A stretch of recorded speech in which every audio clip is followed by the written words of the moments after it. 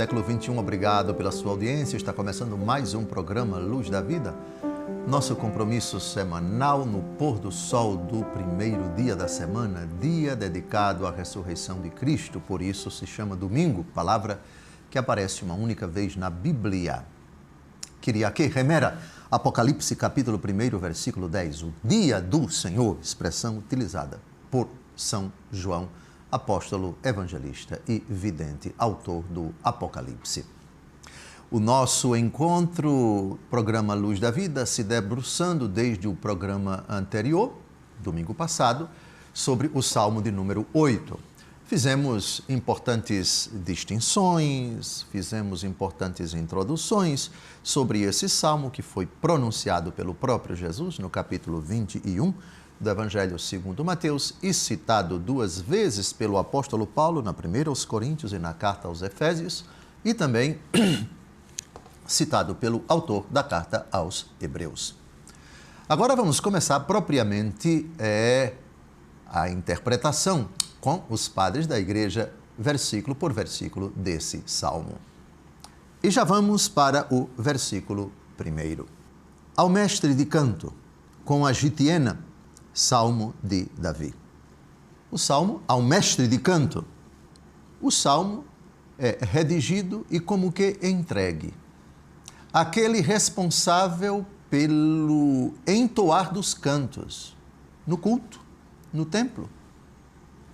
Poderíamos chamar bem distante esse mestre de canto como uma espécie de regente, como uma espécie de maestro, mestre de canto. Maestro vem de mestre, ao mestre é de canto. Era a letra entregue ao mestre que, obviamente, devia compor a melodia. O salmo é composto para ser cantado, não para ser lido. Com a gitiena. A Bíblia Ave Maria diz que a gitiena deve ter sido um instrumento ou uma melodia originária de Gete na Filisteia. A Filisteia é o que mais ou menos hoje lembraria a faixa de Gaza, uma pequena faixa de terra ali na Terra Santa. Mas a tradução utilizada por Santo Agostinho, nós vimos que são várias as traduções. Uns chamam de gitiena, outros chamam de sobre as prensas ou sobre os lagares. Santo Agostinho vai utilizar a expressão sobre os lagares. O lagar nós já sabemos o que é. É uma grande taxa em que se colocava a uva que era colhida dos pés de uva, né, das videiras, lavava-se a uva e se colocava ali. Os empregados tomavam banho, lavavam bem os pés e ficavam pisando para esmagar a uva. E embaixo ficavam panelas grandes, por assim dizer, para receber aquele líquido que caía. O líquido era separado da casca e também das sementes. Pois bem, vamos à leitura de Santo Agostinho, que faz uma pontuação muito interessante. Ele diz que nesse salmo nada se refere aos lagares. Mas se foi colocada essa expressão, lagares ou então gitiena, tem um significado espiritual. Com a palavra comentário aos Salmos, Salmo 8, versículos de 1 a 3, o grande Santo Agostinho. Nada no texto do presente salmo parece tratar de lagares, que constam do título. Daí se conclui que frequentemente na Escritura uma só e mesma coisa vem sugerida por muitas e várias comparações. Lagares assim podem representar as igrejas, do mesmo modo que eira significa igreja. Na eira, ou nos lagares, de outra coisa não se cuida senão de limpar os frutos, tirando os invólucros que haviam sido necessários para brotarem, crescerem e chegarem à maturidade da messe ou à vindima.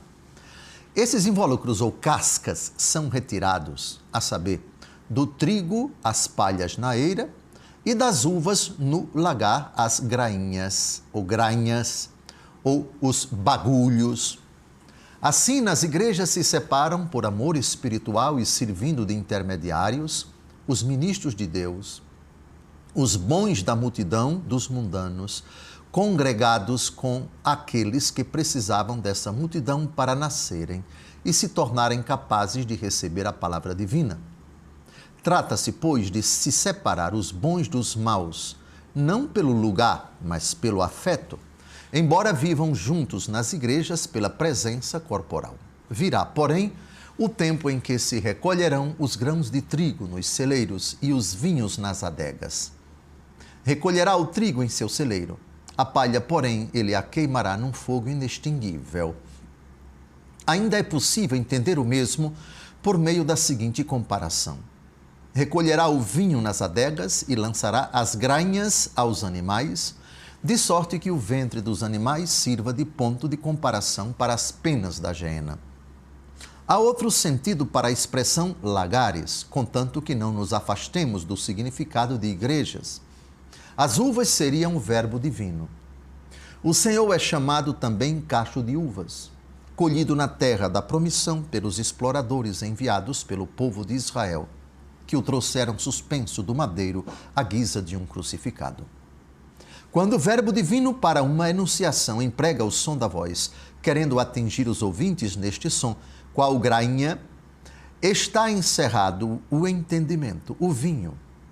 E assim esta espécie de uva atinge os ouvidos, qual endorna de lagar. Ali se faz a separação de maneira que o som chega ao ouvido e seu sentido é percebido pela memória dos ouvintes, como se fosse uma cuba.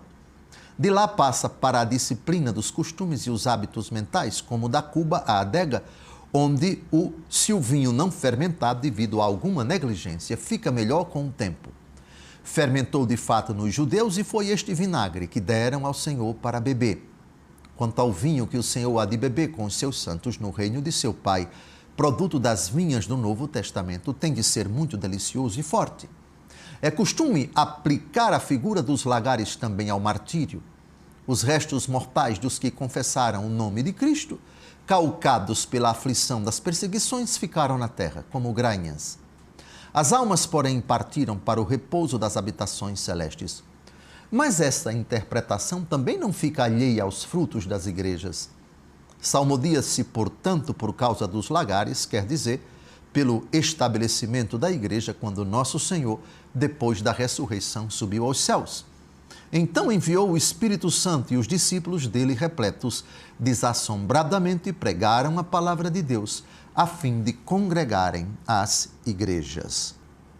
O que me impressiona nos padres da igreja, eu acho que já disse isso em outras ocasiões, é a intuição profunda de enxergar coisas atuais, de fazer aplicações para o Novo Testamento, e especificamente para a pessoa de Jesus e para a igreja, de fatos, digamos assim, tão remotos. Se a tradução gitiena ou lagares, já vimos o que é lagar, já vimos o que é prensa, é correta, é a melhor tradução, é uma tradução digna e parece que sim, porque Santo Agostinho utilizou, sem dúvida alguma, ele tinha várias versões, e ao discorrer sobre essa realidade agrícola, essa experiência do campo e especificamente da plantação de uva, nós temos aqui uma intuição maravilhosa. Qual é o papel do lagar? Porque naquele tempo era preciso pisar as uvas, esmagá-las para separá-las. Nesta vida, bons e maus se separam não necessariamente pela geografia, pela distância, digamos assim, corporal, física, mas pelo afeto. Os bons caminham com os bons. Os maus com os maus se misturam. Dois frontes, duas praias, por assim dizer, dentro e fora da igreja. Brilhe vossa luz diante dos homens, para que, vendo vossas boas obras, glorifiquem o Pai que está nos céus. Aqui está um fronte. Eu sou a luz do mundo, quem me segue não andará nas trevas. Vejam a separação. O que é bom é esmagado pelo cadinho do sofrimento, pela dor, etc. A identificação com a cruz de Cristo, o pisar as uvas, e aí a realidade boa, desejada, cai no tacho. Embaixo, as cascas, aquilo que pode até ser aproveitado para outras coisas, fica distante, fica separado daquilo que caiu no tacho, daquilo que caiu no balde, na bacia. E no juízo final, o Senhor separará os bons e colocará à sua direita, e os maus colocará à sua esquerda e pronunciará a sentença. Vejam, tudo isso Santo Agostinho enxerga no título, no primeiro versículo do Salmo de número 8. Que maravilha! Que presente! Que intuição sobre os lagares.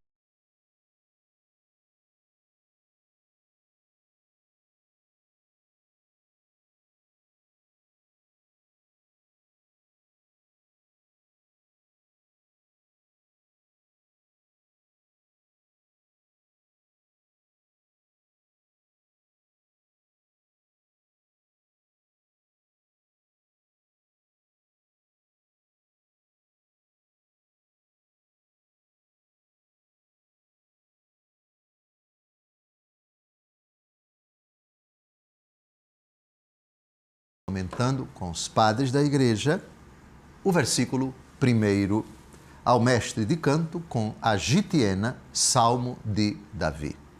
Gitiena, outra tradução, a utilizada por Santo Agostinho, vimos no primeiro bloco, e agora com outro padre da igreja contemporâneo dele, Dídimo o Cego, que nasceu no ano 313, morreu no ano 398, outra intuição sobre essa expressão lagares, ou gitiena, ou sobre as prensas. O contexto aqui é agrícola. O Salmo, se a melhor tradução for sobre os lagares ou sobre as prensas, a tradução da Bíblia Ave Maria, com a gitiena, em todo caso, vamos ficar com essa possibilidade sobre os lagares. Estamos então num contexto de plantação de uva, onde as uvas eram colhidas, lavadas e colocadas num lagar. O lagar ele tinha vários buracos, era um recipiente cheio de furinhos, cheio de buracos, onde os trabalhadores, os mesmos que colhiam as uvas, tomavam banho, limpavam bem os pés e ficavam pisando essas uvas. O líquido caía em grandes tachos e esse líquido ia ser levado para a produção de vinho e outros subprodutos. A casca e as sementes eram aproveitados para fazer bolo, para fazer torta, para fazer vários alimentos, etc. Mas uma separação. Santo Agostinho faz uma intuição muito bonita sobre a separação. Remeto você ao bloco anterior. Agora vamos a Dídimo o Cego, outro padre da igreja que faz uma leitura, uma interpretação, uma intuição muito bonita sobre essa afirmação sobre os lagares, sobre as prensas, ou com a gitiena, como considera, como traduz a Bíblia Ave Maria. Quem cuida dos cachos de uva alegra-se também com os cachos da verdade daquele mesmo vinho. Eles devem ser colhidos na época certa e lançados nos lagares, de sorte que o vinho esmagado venha trazer alegria aos corações dos homens. Alguns dão como fruto as doutrinas da verdade, outros obras espirituais. Não existe um só lagar, mas muitas sãs virtudes. Um lagar é preparado para o fruto individual de cada um. Quem é celibatário dá frutos do lagar da modéstia. Quem escolhe o matrimônio conserva puro o seu leito. E assim para os outros casos. Muitos são os lagares da vida presente, aos quais se aplicam os ensinamentos que se orientam em diversos princípios de vida. Eu confesso que achei muito bonita essa interpretação. Vejam, Jesus no Evangelho segundo João, e aqui estamos no capítulo 15 precisamente, e vale a pena citar porque eu acredito que Dídimo, o cego, se inspirou nessa bela interpretação, que para mim não está fora de propósito não, viu? Eu respeito a pessoa, não o pensamento. Eu respeito a pessoa que ironiza e que debocha da interpretação alegórica feita pelos padres da igreja. Mas não concordo. Porque o Salmo 8 fala dos lagares, fala das prensas ou da gitiena, que é uma realidade que foi considerada por Jesus. E cito João, capítulo 15, versículo 5. Remeto depois vocês à leitura desses 17 versículos, João 15, de 1 a 17, a videira e os ramos. Mas eu cito o versículo 5. Eu sou a videira e vós os ramos. Quem permanecer em mim e eu nele, esse dá muito fruto, porque sem mim nada podeis fazer. Permanecer em Cristo significa dar muitos frutos. Ora, é exatamente aquilo que é colocado no lagar. Expressão que aparece no versículo 1 do Salmo de número 8. A videira é Cristo, o agricultor é o Pai. Nós somos os ramos que, enquanto permanecem unidos a Cristo, dão frutos. Se não permanecem, eles secam e por isso precisam ser cortados. O que é que chega no lagar? Frutos. E os frutos são diversos dentro da igreja. Vejam o que Dídimo diz aqui. Celibatários, aqueles que optaram pelo matrimônio, aqueles que em diferentes estados de vida frutificaram por obras de modéstia, de pureza, de fé, de esperança, de caridade. Muito sugestiva, viu? A interpretação. Nada na Bíblia é colocado por acaso. Nem esses lagares, nem essas prensas, nem a gitiena. Então, acho que já podemos partir para o versículo 2, porque Santo Agostinho e Dídimo, o cego, nos ajudaram a enxergar nesses lagares, nessas prensas, nessa gitiena do primeiro versículo, lições para a nossa vida. Versículo 2. Ó Senhor, nosso Deus, como é glorioso o vosso nome em toda a terra. Vossa majestade se estende triunfante por cima de todos os céus. As obras de Deus são perfeitas. A visão daquele que acredita em Deus, dessas obras, é uma visão que leva o coração a glorificar Deus, a glorificar o seu nome, que é a mesma coisa que glorificar o próprio Deus. Na criação, a majestade de Deus, o triunfo de Deus acima de tudo aquilo que se vê e que nós recitamos no credo, o céu e a terra. Ou se nós quisermos no símbolo niceno-constantinopolitano, as coisas visíveis e as coisas invisíveis. Com a palavra, meditando esse versículo 2, Santo Agostinho. Ó Senhor, nosso Deus, como é glorioso vosso nome em toda a terra. Pergunto, por que é admirável o seu nome em toda a terra? A resposta é a seguinte: porque se elevou a tua magnificência acima dos céus. O sentido então seria: Senhor, que és nosso Senhor, como te admiram os habitantes da terra. Porque tua magnificência da humildade terrena elevou-se acima dos céus. Apareceu quem eras ao desceres, quando uns viram aonde subias e os demais acreditaram. Santo Agostinho enxerga nesse versículo 2 o mistério da encarnação e da ascensão do Senhor. Ó Senhor nosso Deus, como é glorioso o vosso nome em toda a terra. A criação renovada pela encarnação do Verbo, pela sua morte e morte de cruz e pela sua ressurreição e ascensão.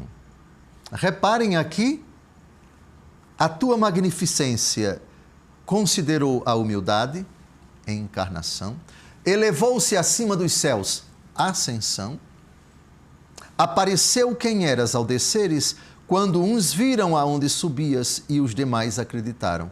Quem presenciou a cena da ascensão do Senhor, conforme o relato do capítulo 1 dos Atos dos Apóstolos? Os próprios apóstolos, que adoraram o Senhor enquanto ele subia, enquanto ele se ausentava dos sentidos, depois do que os anjos falaram: esse Cristo que vós viste subir, ele virá muito em breve. A intuição de Santo Agostinho, então, é essa: olhe para a terra, que é o lugar, o espaço que Deus utilizou, que Deus quis para se revelar, para se dar a conhecer. Foi nessa terra, tão pequena diante dessa grandiosidade que é o universo inteiro. Olhe para o universo, lá você enxerga a grandiosidade de Deus, a majestade do Criador. Mas olhe para a terra também. Aqui há sinais dessa magnitude, dessa magnificência, dessa majestade. Mas há um lugar na terra, mas há um espaço todo especial que Deus escolheu para manifestar a sua glória. O ventre de Maria, o presépio em Belém, a cruz em Jerusalém e a sua ressurreição e ascensão, também nessa cidade. Está terminando o nosso programa. Obrigado pela sua audiência. Desejo a você uma semana abençoada. No próximo encontro, se Deus quiser, retomamos o estudo do Salmo de número 8. Até lá.